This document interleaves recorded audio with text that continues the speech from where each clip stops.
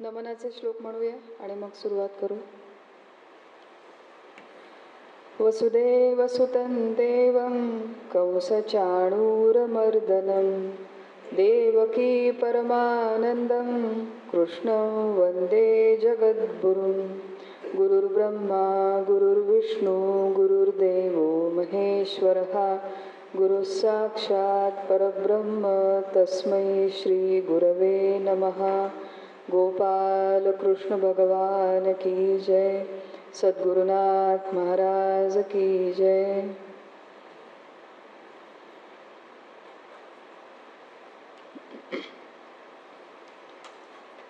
भगवान श्री गोपाळ कृष्णांच्या चरणी वंदन करते. जगद्गुरु श्रीमद आदि शंकराचार्यांना वंदन करते. आपले सद्गुरू परमपूज्य डॉक्टर काका आणि आपल्या आचार्या परमपूज्य मंदाताई गंधे यांना वंदन करते. आपणा सर्व श्रोत्यांना अभिवादन करते आणि जीवनाभिमुख वेदांत या अभ्यास वर्गातील शेवटच्या दिवसाच्या या पहिल्या सत्राच्या विचाराला अभ्यासाला आपण सुरुवात करूया. असंग शस्त्रेण दृढेन छित्त्वा असा आपल्या चिंतनाचा विषय आहे. अभ्यास वर्गाचे काही नियम असतात जे खरं म्हणजे पब्लिकली सांगायला नाही पाहिजे, पण आता शेवटचा दिवस आहे म्हणून की जे अभ्यास वर्गातले सगळ्यात न परवडणारे न आवडणारे कठीण विषय असतात ते शेवटच्या सत्रांमध्ये ठेवले जातात. लोक म्हणतात की काय परवडणारं नाही, परत येत नाही. आम्ही असं म्हटले नाही तरी हरकत नाही, शेवटचाच दिवस आहे हा. असंग होणे. आपण सगळे सांसारिक प्रापंचिक लोक आहोत आणि आपण सगळ्यांनी असंग होणे का महत्त्वाचे आहे आणि कसं असंग व्हायचं याचा आपण थोडक्यात विचार करणार आहोत. कथा बघूया. एखादी कथा बघितली की काही गोष्टी लवकर पटतात किंवा कळतात आपल्याला. एक मनुष्य असतो, खूप अस्वस्थ, खूप बेचैन, सतत बेचैनी जात नाही, काहीही गोड लागत नाही, कुठेही मन रमत नाही. महाराजांच्याकडे जातोय का, महाराज अशी अशी परिस्थिती आहे, काहीच आवडत नाही, कुठेच मन रमत नाही.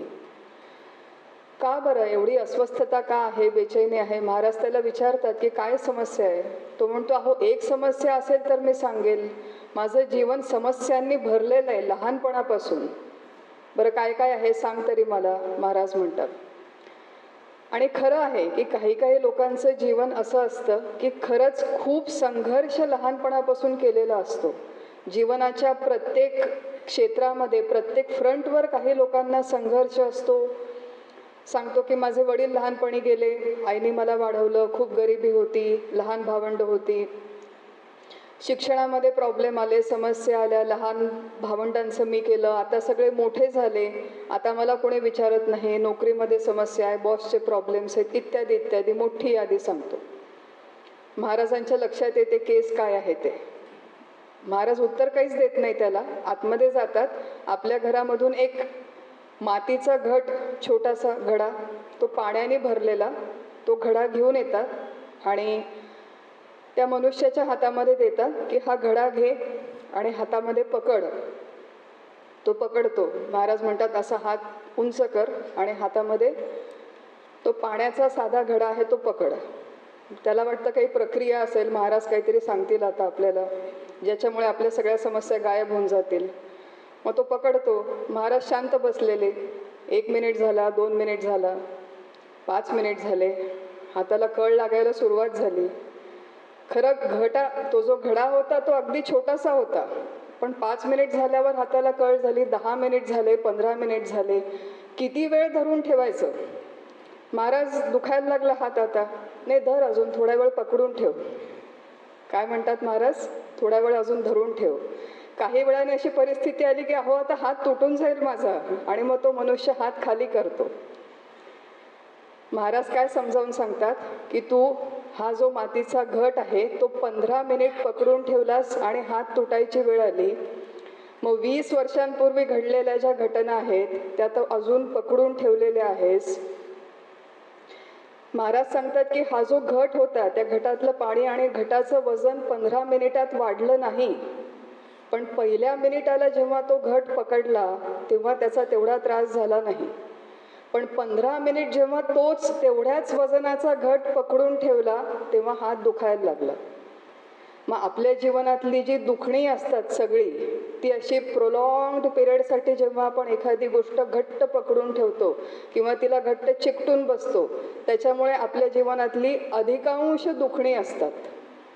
अधिकांश दुखणी, सगळी नाही म्हणत मी. आणि मग त्या दुखण्यांपासून स्वतःची सुटका करून घ्यायचं असेल तर असंग शस्त्रेण दृढेन चित्वा, असं कोण कोणाला सांगतंय? भगवान श्रीकृष्ण अर्जुनाला सांगतायत. कुठे सांगतायत? रणांगणामध्ये सांगतायत.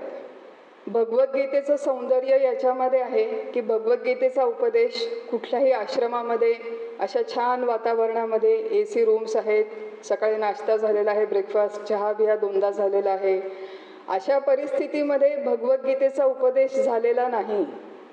मिडल ऑफ ॲक्शन, मोठा संग्राम संघर्ष जिथे चालू आहे तिथे हा उपदेश चालू आहे. सद्गुरू शिष्याला आणि त्याच्यामार्फत आपल्या सगळ्यांना सांगतात की तू असंग हो, म्हणजे चिकटून बसू नको आणि घट्ट धरून बसू नको. कशाला धरून बसू नको तो पुढे सगळा विषय आहे. 15व्या अध्यायाचं थीम आपल्या सगळ्यांना माहिती आहे. अश्वत्थ वृक्षाचं वर्णन केलेलं आहे. अ, श्व आणि थ असे 3 त्याच्यामध्ये अक्षर आहेत. अ म्हणजे नाही, श्वहा म्हणजे उद्या आणि थ म्हणजे स्थिर. जो उद्या स्थिर नाही त्याला अश्वत्थ वृक्ष म्हणतात. ही त्याची एक व्याख्या आहे. अजूनही व्याख्या आहेत. आणि उद्या म्हणजे दिवसाच्या संदर्भाने उद्या नाही, तर जो वर्तमान क्षण आहे त्याच्यानंतरच्या येणाऱ्या क्षणाला सुद्धा जो स्थिर राहत नाही, असं हे संसार वृक्षाचं स्वरूप आहे. कधीही जो स्थिर राहत नाही, जो सतत परिवर्तन होतो, बदल होतात ज्याच्यामध्ये, आणि एक ना एक दिवस ज्याच्यामधल्या प्रत्येक घटकाचा विनाश होतो, असं हे अश्वत्थ वृक्षाचं स्वरूप आहे. तो आपला संसार आहे. संपूर्ण जग, जगातले सगळ्या व्यक्ती, वस्तू, घटना, परिस्थिती या परिवर्तनशील आहेत हे समजावून सांगणं चालू आहे. आणि हे कशासाठी समजावून सांगतायत की आपण या सगळ्या सतत बदलणाऱ्या घटकांना चिकटून बसू नये, म्हणून इकडे भगवान श्रीकृष्ण समजावून सांगतायत की तू असंग हो. आता असंग हो हे आपल्याला शाब्दिक स्तरावर कळायला फार कठीण नाही. साधे शब्द आहेत, काही रॉकेट सायन्स नाही आहे. पण असंग हो हे शाब्दिक स्तरावर कळलं तरी जेव्हा आपण आपल्या प्रपंचात परत जातो, आपली मुलं, विशेषतः नातवंड आपल्या आजूबाजूला खेळतात, तेव्हा हे सगळे शब्द लक्षात ठेवणं फार कठीण आहे. लक्षात राहिले तरी तसं वागणं सुद्धा फार कठीण आहे, प्रापंचिक असल्यामुळे. आपण थोडी ही असंगत्वाची काय परिभाषा शास्त्राला अपेक्षित आहे हे थोडक्यात समजावून घेऊ आपण. असंग होणे, आपल्याकडे एखाद्या संग या शब्दाचा अर्थ मुळात आहे आसक्ती. संसारापासून हा विनाशशील, परिवर्तनशील असल्यामुळे दूर राहा, थोडेसे वेगळे राहा, हे जे आपल्याला शास्त्र समजावून सांगतं, त्या संसारापासून दूर राहण्याचे शास्त्रीय दृष्ट्या 2 मार्ग आहेत. एक आहे वस्तुत्याग आणि दुसरा आहे संगत्याग. वस्तुत्याग म्हणजे प्रत्यक्ष आपल्याकडे हिंदू धर्मामध्ये ती सोय केलेली आहे की चतुर्थाश्रम संन्यास घेणे, भगवे वस्त्र परिधान करणे. एक अशी साधारण शृंखला आहे की आधी ब्रह्मचर्याश्रम, मग गृहस्थाश्रम, मग वानप्रस्थाश्रम, मग संन्यासाश्रम. त्यामुळे आपण या पूर्ण सिक्वेन्सने जाऊन मग संन्यास घेऊ शकतो. किंवा एखाद्या व्यक्तीची खूप पूर्वतयारी असेल तर कुठल्याही आश्रमामधून डायरेक्ट संन्यासाश्रमामध्ये सुद्धा जाता येतं. 8व्या वर्षी संन्यास घेतलेली सुद्धा आपल्याकडे उदाहरणं आहेत. तर अशा प्रकारे संन्यास जेव्हा एखादा मनुष्य घेतो, तो संसारापासून विलग राहण्याचा, अलग राहण्याचा एक मार्ग आहे. आणि दुसरा आहे की संसारात राहून संसारापासून अलिप्त राहणे. बहुतांश लोकांना अशा प्रकारे भगवे वस्त्र परिधान करून कुठेही जाणं शक्य नाही. 3 दिवसांसाठी आपण इथे आलो तर घरी काय काय गोष्टी मॅनेज करून इथे आलो हे आपल्याला माहिती आहे. 3 दिवसांसाठी, बरं घर सोडून आलो असं आपण म्हणतो, खरंच घर सोडून आलोय का हा एक वेगळ्या चिंतनाचा प्रश्न आहे. असो, पण वस्तुत्याग करणं हे सामान्य मनुष्यासाठी सोपं नाही. हा पहिला भाग. आणि वस्तुत्याग करणं आवश्यक नाही हा दुसरा भाग. सामान्य माणसाला सोपं नाही आणि सामान्य माणसासाठी ते आवश्यक सुद्धा नाही. परमार्थामधली जी अंतिम प्राप्ती आहे ती केवळ वस्तुत्याग केल्यानेच येते किंवा वस्तुत्याग केलेल्या, संन्यास घेतलेल्या सगळ्यांना ती प्राप्त होते अशी कुठेही गॅरंटी आपल्याकडे शास्त्रामध्ये लिहिलेली नाहीये. अशा वेगवेगळ्या कथा काही ऐकिवात आल्या की संन्यास घेतला आहो त्या महाराजांनी, पण अजूनही खूप चिडतात, भयंकर रागवतात. तिथे गेलं, आश्रमामध्ये काही काम करताना चुकलं की भयंकर रागवतात. कोणी एक म्हणे आहेत आमचे महाराज, ते अजूनही भुवया काळ्या करतात संन्यास घेऊन, असं मला कोणीतरी प्रश्न विचारला. तर या सगळ्या कथा आहेत. प्रत्यक्ष भगवे वस्त्र परिधान करणं मुळात सोपं नाही आणि परिधान केल्यावर ते टिकवणं, ती वृत्ती टिकवणं हे देखील सोपं नाही. मग सोपं आणि शक्य काय आहे आपल्या सगळ्यांसाठी ते इथे समजावून सांगतात आपल्याला भगवान श्रीकृष्ण की तू संग त्याग कर. आणि संग म्हणजे मनातल्या मनात जी आसक्ती आहे, जे चिकटून बसणं आहे, त्या चिकटून बसण्याच्या तुझ्या वृत्तीचा त्याग कर. वस्तुत्याग, पूर्वीच्या काळी असं म्हणायचे की तुम्हाला तुमचं घर, राहतं घर, सगळी जुनी वस्त्र, सगळा परिग्रह सोडून जावं लागेल. धन, बँक बॅलन्स, स्टॉक मार्केट जे काय आहे ते सगळं सोडून जावं लागेल. जेव्हा मी सुरुवातीला हे विचार केला, म्हटलं हे सगळं सोडणं एक वेळेस सोपं आहे, पण आता फोन पण सोडायला सांगितला माझा तर काय होईल माझं, असा प्रश्न मनामध्ये आला. तर असा आपला अनेक ठिकाणी जीव गुंतलेला असतो. मग काही सोडू नका, घरामध्येच राहा, सगळं जे काय आहे परिग्रह तो चालू ठेवा, पण त्याच्यामध्ये जो आपला जीव गुंतलेला आहे, अडकलेला आहे, अटकलेला आहे, ते सगळे पाश कसे हळूहळू क्षीण करायचे त्याच्यासाठी काही आपण थोड्याफार युक्ती बघू, थोडा विचार करू. संगत्याग आपल्याला जेव्हा सांगतात की संगत्याग कशा कशाचा करायचा, तर एकूण 4 घटक आहेत. व्यक्ती, वस्तू, घटना, परिस्थिती. या 4 गोष्टींना आपण चिकटलेले असतो. आणि 5वी गोष्ट थोडी वेगळ्या पद्धतीने सांगायला हवी, त्याला म्हणतात स्वतःचा देह. जो व्यक्ती, वस्तू, घटना, परिस्थिती म्हणजे सगळं बाहेरचं वाटतं, पण स्वदेह हा माझा आहे, मी आहे असं वाटतं. त्या स्वदेहाचा सुद्धा आपल्याला संघ असतो, त्याचाही त्याग करा. संघाचा त्याग करा म्हणजे त्याला चिकटून बसू नका. एक व्यवहारात नेहमी गोष्ट लक्षात घ्यायची की कुठल्याही गोष्टीला आपण न चिकटल्याने आपलं व्यवहारामध्ये काहीही नुकसान होत नाही, हे आधी व्यवस्थित स्वतःला समजून घ्यायचं आणि पटवून घ्यायचं. किंबहुना आपण एखाद्या व्यक्तिवस्तूला, घटनेला किंवा स्वदेहाला चिकटून बसल्यामुळे आपलं जास्त नुकसान होतं. नवीन एक व्यक्ती आहे, आता मला असं वाटतं साधारण 30च्या आसपास वय असेल, त्यांनी स्वतःची कंपनी सुरू केली. 22 वर्षाची असताना स्वतःची कंपनी सुरू केली. त्यांचा इंटरव्ह्यू मी बघत होते. त्यांनी सांगितलं की मी जेव्हा ही स्टार्टअप केली, सुरुवात केली, तेव्हा माझं सगळं वेळ, ऊर्जा, शक्ती, बुद्धी सगळ्याचा सगळा मी त्या स्टार्टअपमध्ये लावला. हळूहळू कंपनी वाढली, चांगले दिवस आले, पैसे मिळायला लागले, परत डुबली, परत तिला वरती काढली, असे अप्स अँड डाऊन्स येत राहिले या प्रवासामध्ये. आणि सुरुवातीला माझं असं असायचं, ती व्यक्ती म्हणाली की कंपनीचं यश म्हणजे माझं यश, कंपनीचा नफा म्हणजे मी चांगला आहे, कंपनीमधले एम्प्लॉई खुश असतील तर मी चांगला आहे. तर माझी जी स्वतःच्या अस्तित्वाची सेल्फ वर्थ ज्याला आपण म्हणतो, या सगळ्या ज्या माझ्या भावना होत्या हे माझ्या कंपनी आणि कंपनीच्या यशाशी, प्रगतीशी जोडलेल्या होत्या. त्यामुळे कंपनीच्या यशामध्ये, प्रगतीमध्ये चढ उतार आले की माझा जो स्वतःचा सेल्फ इस्टीम आहे तो कमी जास्त व्हायचा. आणि over a period of decade, 10 वर्षामध्ये काम केल्यावर तो सांगत होता, माझ्या लक्षात आलं की कंपनीचं यश, प्रतिष्ठा, धन, संपत्ती हे वेगळं आहे, त्यातल्या एम्प्लॉईजचं सॅटिस्फॅक्शन हा वेगळा फॅक्टर आहे, आणि माझं स्वतःचं व्यक्ती म्हणून जे जीवन आहे, व्यक्ती म्हणून जी माझी सेल्फ वर्थ आहे ती त्या कंपनीच्या यशाशी जोडलेली नाही. I learn to dissociate myself with the success of my company. I learn to disidentify myself as the CEO of that company. Disidentify myself as the CEO of that company, असं त्यांनी सांगितलं. आणि खूप छान महत्त्वाचा मुद्दा आहे बघा की आपण जे काही काम करतो, आपण काही सगळे CEO नाही, आपण एखादी व्यक्ती शिक्षिका असेल, मी एक गृहिणी असेल, मी ड्रायव्हर असेल, मी माळी असेल, पण त्या कामाच्या बरोबर आपली आयडेंटिटी जोडलेली असते. कामामध्ये यशस्वी म्हणजे मी चांगला, कामामध्ये अपयशी म्हणजे मी वाईट. आणि या सगळ्या आपल्या विचारांच्या गुंत्यामुळे आपण सगळीकडे असंतुष्ट राहतो आणि कुठेच आपण कार्यक्षम राहून काम करू शकत नाही. डिटॅच्ड एंगेजमेंट नावाची एक संकल्पना आहे. अनेक सगळे जे स्पोर्ट्स खेळणारे लोक आहेत किंवा कॉर्पोरेटमध्ये काम करणारे लोक आहेत, मेडिकल प्रोफेशनमध्ये विशेषतः पेशंटवरती ऑपरेट करणारे डॉक्टर्स आहेत, त्यांना सांगतात की तुम्ही तुमच्या पेशंटमध्ये इन्व्हॉल्व न होता कंपनीच्या या अशा गोष्टींमध्ये अटॅच न राहता जर काम केलं, स्पोर्ट्समध्ये खेळताना जर तुमचं सगळं लक्ष एंड रिझल्टवर केंद्रित असेल तर तुम्ही प्रत्यक्ष मॅच खेळताना कमी कॉन्सन्ट्रेट करता. वेगवेगळ्या प्रकारचे अनेक आर्टिकल्स अशी पब्लिश झालेली आहेत.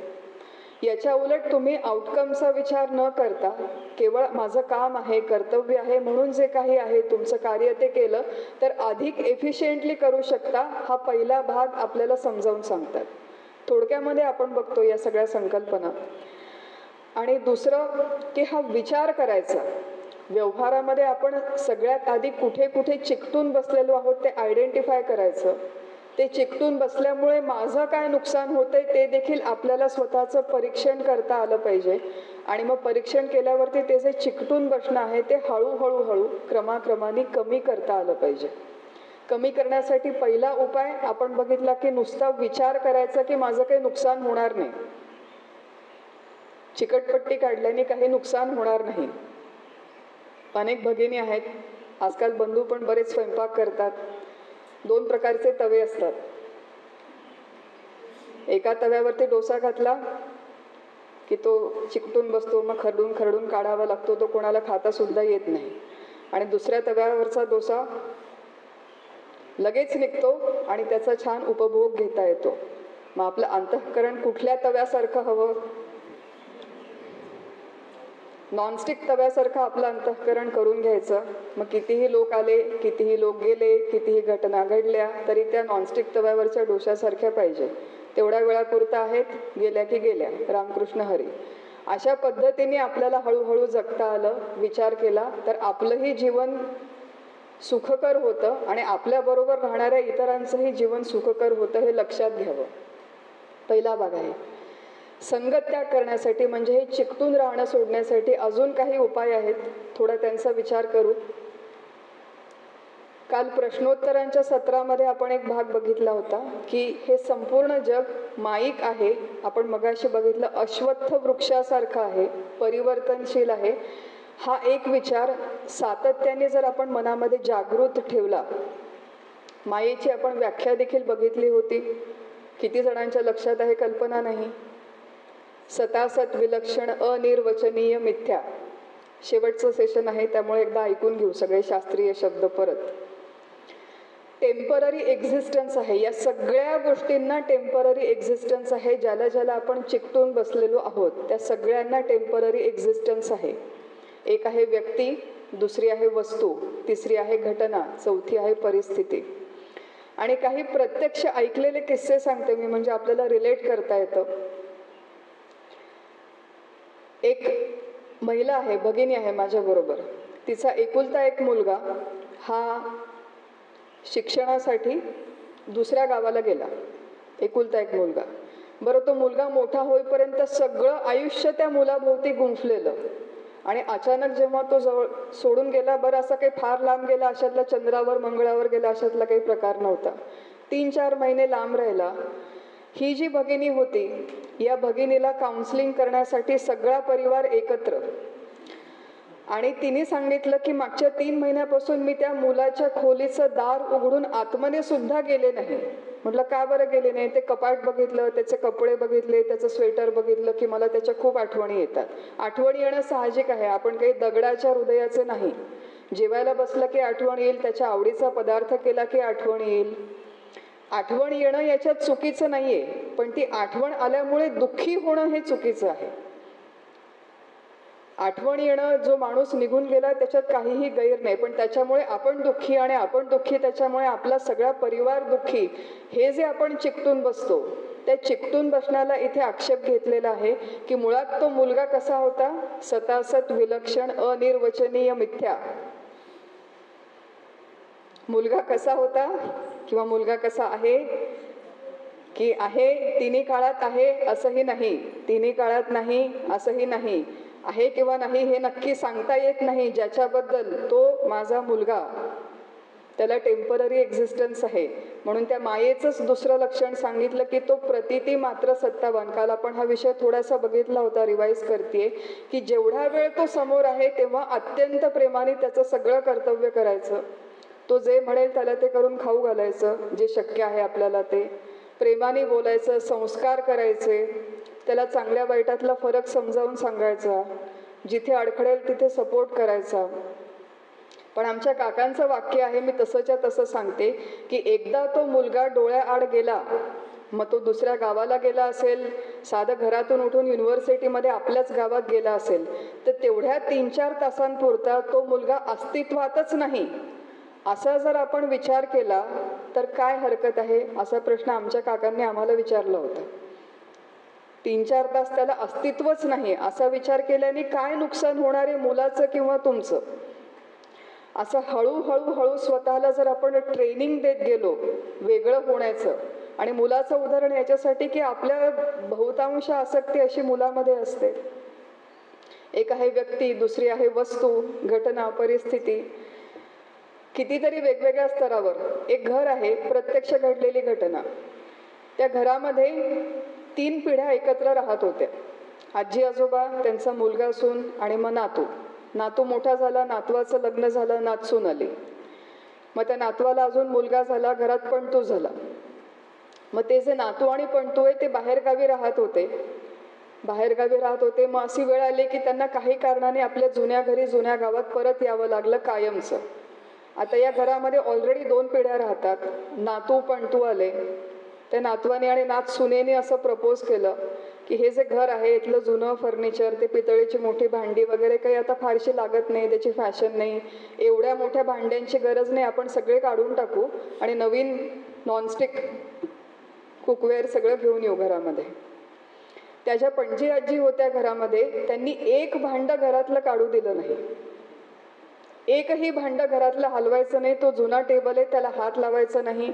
मग आता एवढं सगळं 2 पिढ्यांचं फर्निचर सामान घरात असताना 3ऱ्या आणि 4थ्या पिढीने आपलं सामान कुठे ठेवायचं.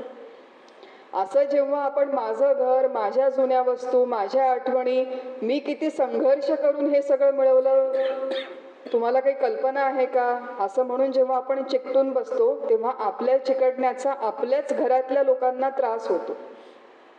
आपल्यालाही होतो, लोकांनाही होतो. त्यामुळे हे सगळं जे फर्निचर असो, घर असो, घरातले लोक असो आणि आपला देह असो, व्यक्ती, वस्तू, घटना, परिस्थिती, आपण हे पुढचे विचार आपले आपले करू शकतो. त्यामुळे हे सगळं माईक आहे, टेम्पररी आहे, यातलं काहीच कायम टिकणारं नाही. काल आपल्याला राघवदादांनी एक छान किंवा कोणी वाक्य सांगितलं आठवत नाही, पण कलावती आईंचं वाक्य आहे. सद्गुरूंकडे जाऊन काय शिकावं, तर भगवंत सोडून कोणालाही न चिकटण्याची कला आपण सद्गुरूंच्याकडून शिकावी. चिकटायचंच असेल तर फक्त भगवंताला चिकटावा जो इथे बसलेला आहे, कारण की तो आपल्याला कधीही सोडणार नाही. बाकी सगळे येतील आणि निघून जातील, पण हा आपल्याला कधीही सोडणार नाही. आणि हाच असंग होण्याचा दुसरा उपाय आहे की प्रपंचाच्या चिकटण्यातून स्वतःला बाहेर काढायचं असेल तर प्रपंचापेक्षा वेगळं जे कायम टिकणारं तत्व आहे, सुरुवातीच्या काळात त्या तत्वाला चिकटायला हरकत नाही. भगवंत आहे, देव आहे, आणि आपल्याकडे देवाला चिकटण्यासाठी वेगवेगळे उपक्रम आपल्या धर्माने आणि संस्कृतीने निर्माण, डिझाईन करून ठेवलेले आहेत. देवाचे उत्सव साजरे करा, रामनवमी साजरी करा, जन्माष्टमी साजरी करा, देवाला सजवा, नवीन आणलेले कपडे देवाला अर्पण करा. असे की आपल्याला आपल्या एकुलत्या एका मुलाचा वाढदिवस खूप मोठ्या प्रमाणात साजरा करायला वेळ असतो, पैसे असतात, सुट्टी घेतो ऑफिसमधून. रामनवमीच्या दिवशी आमचं ऑफिस खूप काम आहे, डेडलाईन आहे आमची, आज काही करू नाही शकत, पूजेला सुद्धा वेळ नाही आमच्याकडे.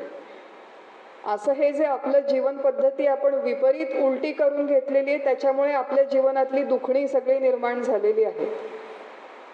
त्यामुळे भगवंताचं गुणानुवाद करा, त्याची स्तुती करा, त्याचे स्तोत्र म्हणा आणि स्वतःला सुरुवातीच्या काळामध्ये भगवंत आणि त्याच्याशी संबंधित ज्या कृती, ज्या ॲक्टिव्हिटीज आहेत, आपल्याकडे पादसेवन भक्ती म्हटलेली आहे, दास्य भक्ती म्हटलेली आहे, अशा सगळ्या माध्यमातून जेव्हा आपण या सगळ्या घटकांना चिकटतो तेव्हा हळूहळू आपलं जे छोटं वैयक्तिक स्वतःचं छोटंसं जग आहे तिथून आपण आपल्याला त्या निमित्ताने बाहेर काढतो.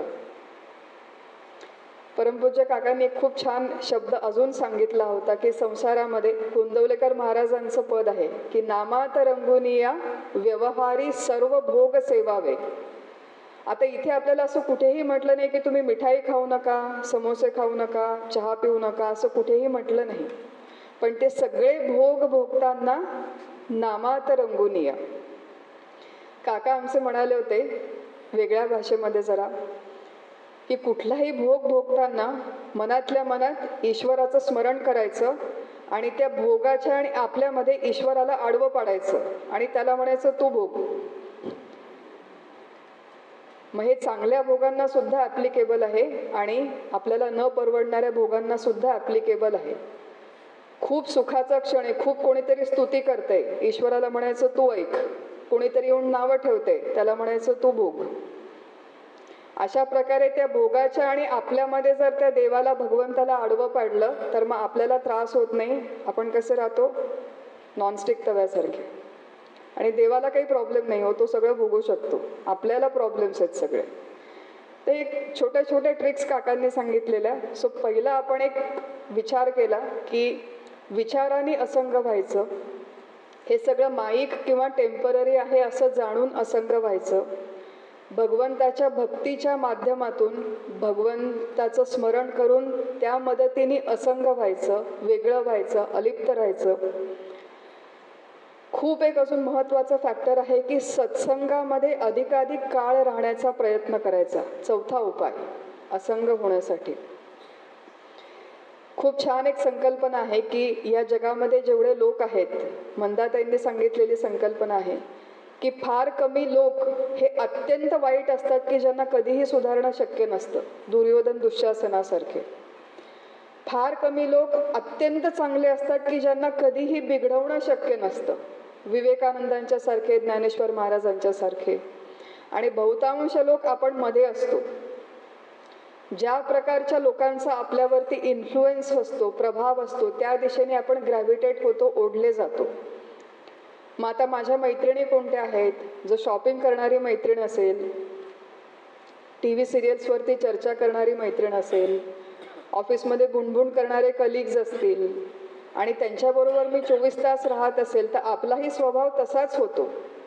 याच्या उलट ज्याला थोडीफार या शाश्वत तत्वाची आवड आहे, ओढ आहे, जो स्वतः कीर्तन प्रवचन अधूनमधून ऐकतो, या प्रकारच्या चर्चा करतो, त्यांच्या सहवासात आपण राहिलो की हळूहळू आपली वृत्ती पालटते. आणि नुसती केवळ सत्संगती म्हणजे साधकांची सत्संगती आहे, सद्गुरूंची संगती आहे, संतांची संगती आहे, संतांची चरित्र वाचणं आहे. संत सत्पुरुष महात्मा यांच्या आपण सहवासात राहतो तेव्हा कितीतरी गोष्टी त्यांनी न सांगता आपल्याला केवळ ऑब्झर्व करून शिकता येतात. त्यांच्या छोट्याशा सहज बोलण्यामध्ये देखील हितोपदेश असतो आपल्यासाठी. एक परमपूज्य काकांचं वाक्य आहे, छोटंसं तेवढं सांगते, आपली वेळ होत आलेली आहे, पण अगदी प्रॅक्टिकल टिप आहे ज्याचा खूप उपयोग झाला होता आम्हाला. काकांच्याकडे आम्ही गेलो होतो अनेक वर्षांपूर्वी. मुरगुडला ती बहुतेक पहिलीच व्हिजिट असेल. आणि तेव्हा माझा मुलगा लहान पोटात होता मुलगा माझा, तेव्हा आम्ही भेटायला गेलो होतो. पहिलं मूल, किती कौतुक असतं आई वडिलांना, कल्पना आहे तुम्हाला. काकांनी आम्हाला, दोघंही होतो पती पत्नी, तर त्यांनी सांगितलं आम्हाला की आता तुमचं हे पहिलं मूल आहे, जन्माला येईल. आणि विशेषतः माझ्याकडे बघून म्हणाले की तुझं सगळं आयुष्य या मुलाच्या भोवती गुंफलं जाईल. सुरुवातीच्या काळात तो लहान असताना त्याचं पालन पोषण कर, प्रेम कर, कोड कौतुक कर, सगळं बरोबर आहे. पण एक फार मार्मिक वाक्य तिथे काकांनी सांगितलं की जसं जसं हे मूल मोठं होईल तशी तशी त्या मुलाला असलेली तुझी गरज कमी होईल. जसं जसं हे मूल मोठं होईल तशी तशी त्या मुलाला असलेली तुझी गरज कमी होईल. ज्या प्रमाणात त्या मुलाला असलेली तुझी गरज कमी होते त्याच प्रमाणात तुला त्या मुलाची असलेली गरज कमी झाली पाहिजे. एक असा दिवस येईल की त्या मुलाला तुझी अजिबात गरज नसेल, त्या दिवशी तुला सुद्धा त्या मुलाची अजिबात गरज नसली पाहिजे. हे स्पेसिफिकली काकांची वाक्य होते. आणि हे तेव्हा कळलं नाही फारसं त्याचं गांभीर्य, कारण की तेव्हा मूल झालेलंच नव्हतं. पण ते झालं आणि मोठं झालं आणि जेव्हा घर सोडून जायची वेळ आली त्या दिवशी काकांचं ते वाक्य आठवलं. सत्पुरुषांच्या सहवासाचं, आता कुठल्याही पुस्तकामध्ये हे वाक्य लिहिलेलं नाही, कुठल्याही पुस्तकामध्ये हे शास्त्र लिहिलेलं नाही, पण सत्पुरुषांच्या सहवासात जेव्हा राहतो तेव्हा त्यांचं एखादं वाक्य आपल्याला आयुष्यभरासाठी पुरतं. आयुष्यभर आपल्याला त्याचं चिंतन करता येतं. त्यामुळे असंग होण्यासाठी, चिकटून न राहण्यासाठी जे वेगवेगळे उपाय आहेत, 1 मिनिट अजून घेते. आणि एक अजून खूप महत्त्वाचा जो कर्माचा सिद्धांत आहे ज्याचा उपयोग आपण असंग होण्यासाठी करू शकतो त्याचा विचार करू. परत हे सगळं सद्गुरूंनी सांगितलेलंच आहे, आठवतंय आता. कुठलंही काम करताना कुठल्याही क्षेत्रामध्ये परमपूज्य काका असं म्हणाले होते की नोबडी इज इंडिस्पेन्सिबल. नोबडी इज इंडिस्पेन्सिबल म्हणजे मी आहे म्हणून हा अभ्यास वर्ग झाला, मी आहे म्हणून हे विषय ठरले, मी आहे म्हणून ही पुस्तिका झाली, मी आहे म्हणून हे चर्चासत्र झालं, मी आहे म्हणून काहीतरी होतं असं ज्याला वाटतं तो पारमार्थिक दृष्टीने मेला असं समजायला हरकत नाही. हे काकांचं वाक्य आहे. कुठल्याही क्षेत्रामध्ये मी आहे म्हणून हे कार्य होतं. मग ते माझं घर असेल, ते धर्मकार्य असेल, देशकार्य असेल, अध्यात्म कार्य असेल, राष्ट्रकार्य असेल, मी आहे म्हणून ते होतं असं ज्याला वाटतं तो पारमार्थिक दृष्टीने मेला. कुठल्याही एका व्यक्तीमुळे कुठलंही कार्य होत नाही. प्रत्येक व्यक्तीचा केवळ निमित्त मात्र म्हणून त्या त्या कार्यामध्ये, त्या त्या भूमिकेमध्ये उपयोग करून घेतला जातो ईश्वराकडून. आपण सगळे त्या प्याद्यासारखे आहोत. ही भूमिका जर मनामध्ये ठसली, निमित्त मात्र भवसव्यसाची, की आपण केवळ इन्स्ट्रुमेंट आहोत. बऱ्याचदा असं होतं की मी निमित्त मात्र आहे याचाही मनुष्याला अहंकार होतो. बघा, देवाने मला चूज केलं एवढं मोठं कार्य करण्यासाठी. तू नसले तर देवाला चूज करायला अजून 10 लोक आहेत इथे. हा भाव जर मनामध्ये जागृत राहिला तर आपल्याला त्या कर्माला चिकटून बसणं, त्या कर्मफळांना चिकटून बसणं, मी आहे म्हणून झालं हा भाव जो आपल्याला बांधून ठेवतो, या सगळ्या गोष्टीतून आपली हळूहळू सुटका होते. आणि अशा प्रकारे जर आपण स्वतःची सुटका करून घेतली तर मग याच जगात, याच घरात राहून अलिप्त वृत्तीने हा संसार करता येतो. आणि सगळ्यात शेवटचा असंगतेचा जो एक मुद्दा आहे, महत्त्वाचा मुद्दा आहे, की आपण असंग झालो आहोत किंवा हळूहळू होत आहोत हे कुठेही कधीही कोणाला जाणवेल अशा पद्धतीने व्यवहारात वागू नये. असं घरी जाऊन इथून जाऊन सांगू नका की आता माझी तुमच्यामध्ये काही आसक्ती उरली नाही. असं कोणीही आपल्या घरी जाऊन सांगू नका, नाही तर परत शिवगडला पाठवणार नाहीत परिवारामध्ये. संसारामध्ये, प्रपंचामध्ये राहत असताना आपण जणू आसक्त आहोत अशा पद्धतीने बाहेरून व्यवहार करावा, पण आतमध्ये कोणालाही न चिकटता आहे तोपर्यंत आहे. तो कुठला एक अभंग होता, आहे आहे नाही नाही, मंदा त्यांनी एकदा प्रवचन केलं होतं त्याच्यावर. खूप छान अभंगांवर आपल्या परमपूज्य मंदाताईंचं एक प्रवचन आहे, आहे नाही नाही, आहे आहे नाही नाही अशा पद्धतीने जर आपण या संसारामध्ये क्रीडा केली तर आपलंही जीवन सुखाचं होईल आणि आपल्याबरोबर राहणाऱ्या आपल्या परिवाराचं जीवन सुखाचं होईल. आणि असं आपल्या सगळ्यांचं जीवन सुखरूप होवो अशी आपण भगवंताकडे, सद्गुरूंकडे प्रार्थना करू आणि आपलं हे चिंतन थांबवू. हरिओम तत्सत. श्रीराम.